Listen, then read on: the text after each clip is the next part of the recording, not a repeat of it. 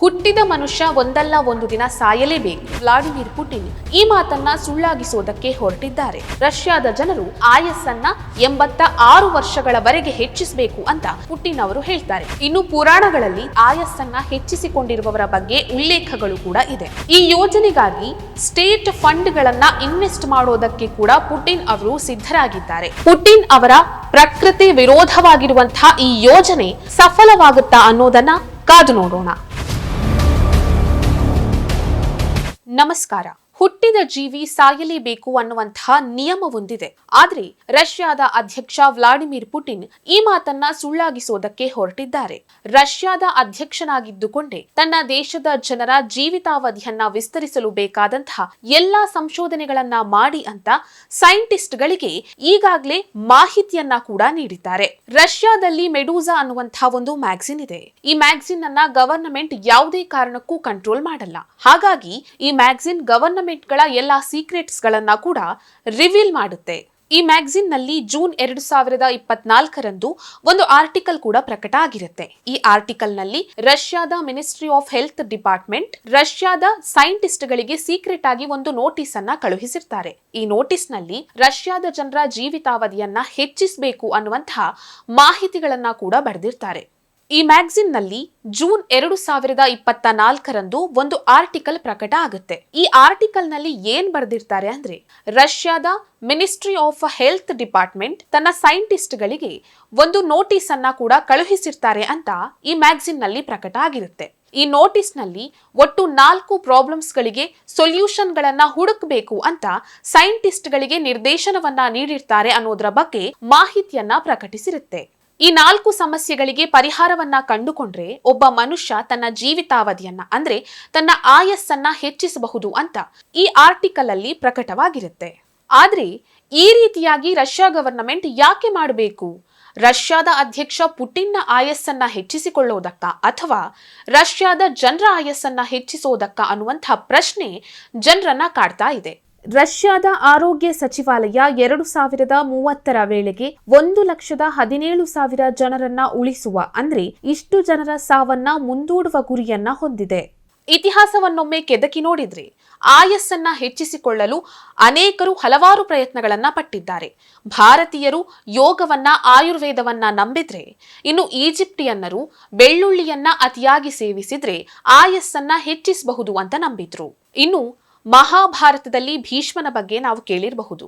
ವಸಿಷ್ಠರು ಭೀಷ್ಮನಿಗೆ ನೀನು ಬಯಸಿದಷ್ಟು ಕಾಲ ಬದುಕು ಅನ್ನುವಂಥ ವರವನ್ನ ಕೂಡ ನೀಡಿದ್ರು.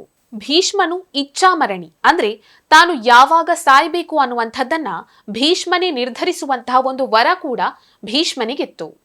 ದೀರ್ಘವಾದಂತಹ ತಪಸ್ಸು ಮತ್ತು ಯೋಗ ಭೀಷ್ಮನ ಈ ದೀರ್ಘಾಯಸ್ಸಿಗೆ ಕಾರಣ ಅಂತ ನಂಬಲಾಗಿದೆ.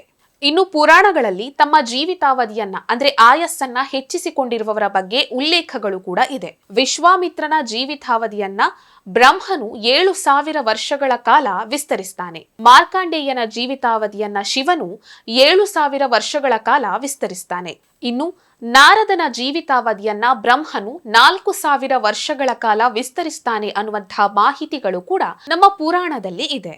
ಮಾರ್ಕ್ ಜುಕರ್ಬರ್ಗ್ ಸೇರಿದಂತೆ ಜಗತ್ತಿನ ಎಲ್ಲಾ ಶ್ರೀಮಂತರು ಕೂಡ ಸಾಕಷ್ಟು ಹಣವನ್ನ ಸಂಪಾದಿಸಿ ಇದೀಗ ತಮ್ಮ ಆಯಸ್ಸನ್ನ ವೃದ್ಧಿಸಿಕೊಳ್ಳೋದು ಹೇಗೆ ಅನ್ನುವಂಥದ್ದನ್ನ ಕಂಡುಕೊಳ್ತಾ ಇದ್ದಾರೆ. ಹಾಗಾದ್ರೆ ಪುಟಿನ್ ಆಯಸ್ಸನ್ನ ಹೆಚ್ಚಿಸಿಕೊಳ್ಳೋದಕ್ಕೆ ಏನೆಲ್ಲಾ ಪ್ಲಾನ್ಗಳನ್ನ ಮಾಡ್ತಾ ಇದ್ದಾರೆ ಅನ್ನೋದನ್ನ ನೋಡೋಣ. ಪುಟಿನ್ನ ಸಂಪರ್ಕದಲ್ಲಿರುವ ಎಲ್ಲಾ ಲೀಡರ್ಸ್ಗಳು ಕೂಡ 70 ವರ್ಷದವರಾಗಿದ್ದಾರೆ. ಇನ್ನು ರಷ್ಯಾದ ಜನರ ಆವರೇಜ್ ಜೀವಿತಾವಧಿ ಎಷ್ಟು ಅಂದ್ರೆ 73 ವರ್ಷಗಳು.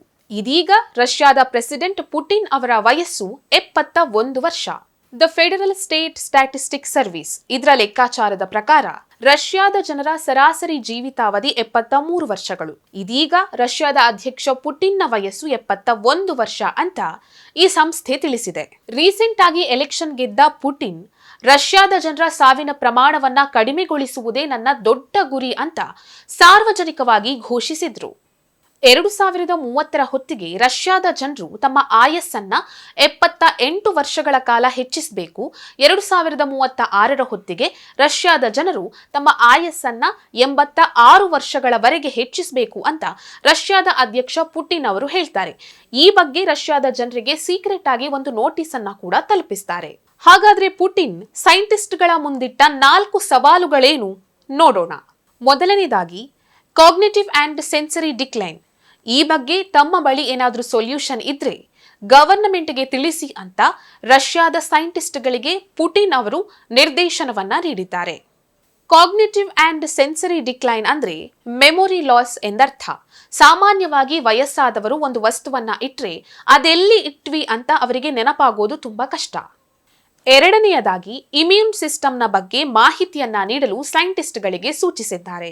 ಮೂರನೆಯದಾಗಿ ಸೆಲ್ಯುಲರ್ ಏಜಿಂಗ್ ಅಂದ್ರೆ 70 ವರ್ಷ ವಯಸ್ಸಾದ್ರೂ ಕೂಡ 30 ವರ್ಷದವರಂತೆ ಕಾಣಲು ಏನಾದ್ರೂ ಸೊಲ್ಯೂಷನ್ಸ್ ಇದೆಯಾ ಅನ್ನುವಂಥದ್ದನ್ನ ತಿಳಿಸಲು ಸೂಚನೆಯನ್ನ ಕೂಡ ನೀಡಿದ್ದಾರೆ. ನಾಲ್ಕನೆಯದಾಗಿ bio printing and medical technology ಅಂದ್ರೆ ದೇಹದ ಯಾವುದೇ ಭಾಗ ಡ್ಯಾಮೇಜ್ ಆದ್ರೂ ಕೂಡ ಆ ಭಾಗವನ್ನ ಬಯೋ ಪ್ರಿಂಟ್ ಮಾಡಿ ದೇಹಕ್ಕೆ ಫಿಕ್ಸ್ ಮಾಡುವಂತಹ ಟೆಕ್ನಾಲಜಿ ಏನಾದ್ರೂ ಇದ್ರೆ ಕಂಡು ಹಿಡಿಯಿರಿ ಅಂತ ಪುಟಿನ್ ಸೈಂಟಿಸ್ಟ್ಗಳಿಗೆ ಹೇಳಿದ್ದಾರೆ. ಈ ಯೋಜನೆಗಾಗಿ ಸ್ಟೇಟ್ ಫಂಡ್ಗಳನ್ನ ಇನ್ವೆಸ್ಟ್ ಮಾಡೋದಕ್ಕೆ ಕೂಡ ಪುಟಿನ್ ಅವರು ಸಿದ್ಧರಾಗಿದ್ದಾರೆ. ಪುಟಿನ್ನ ಈ ಯೋಜನೆಗಳ ಬಗ್ಗೆ ಕೇಳಿದಂತಹ ಸಾಕಷ್ಟು ಜನರು ಪುಟಿನ್ ಇದನ್ನ ತನ್ನ ಸ್ವಾರ್ಥಕ್ಕಾಗಿ ಮಾಡ್ತಾ ಇದ್ದಾರೆ ಅಂತ ಕೆಲವರು ಅಭಿಪ್ರಾಯವನ್ನ ಕೂಡ ಪಟ್ಟಿದ್ದಾರೆ.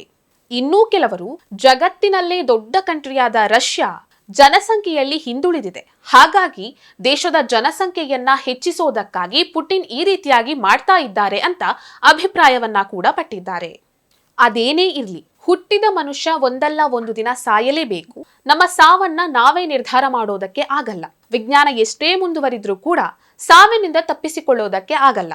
ಹಾಗಾಗಿ ಪುಟಿನ್ ಅವರ ಪ್ರಕೃತಿ ವಿರೋಧವಾಗಿರುವಂತಹ ಈ ಯೋಜನೆ ಸಫಲವಾಗುತ್ತಾ ಅನ್ನೋದನ್ನ ಕಾದು ನೋಡೋಣ. ನೀವಿನ್ನೂ ನಮ್ಮ ಚಾನೆಲ್ ಅನ್ನ ಸಬ್ಸ್ಕ್ರೈಬ್ ಮಾಡಿಲ್ಲ ಅಂದ್ರೆ ದಯವಿಟ್ಟು ಸಬ್ಸ್ಕ್ರೈಬ್ ಮಾಡಿ, ಪಕ್ಕದಲ್ಲೇ ಇರುವಂತಹ ಬೆಲ್ ಐಕನ್ ಅನ್ನ ಪ್ರೆಸ್ ಮಾಡಿ.